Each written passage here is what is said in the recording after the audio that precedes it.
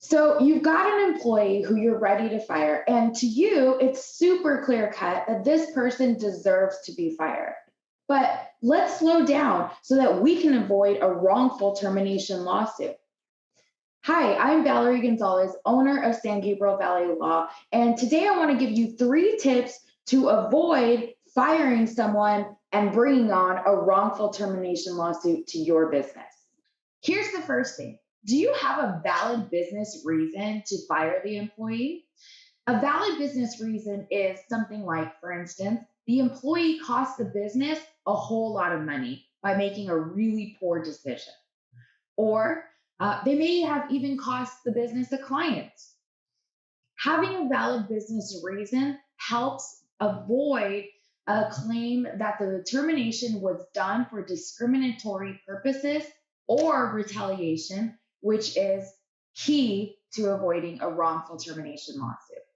The second thing to do is to look over your records and your history with this employee and make sure that there's records that you've been progressively disciplining this employee for their performance over a period of time. This means having conversations with escalating consequences. For instance, written warnings, suspensions, even things that can culminate in termination.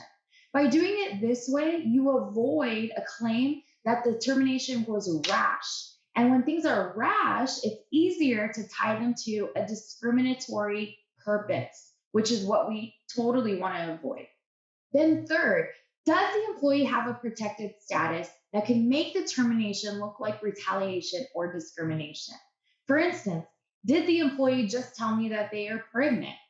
Or did they file a claim of harassment?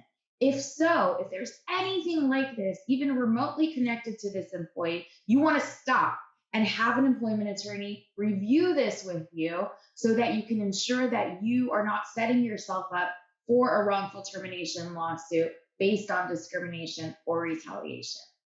Look, firing employees is really a necessary part of running a business, but how you do it can make or break your entire business.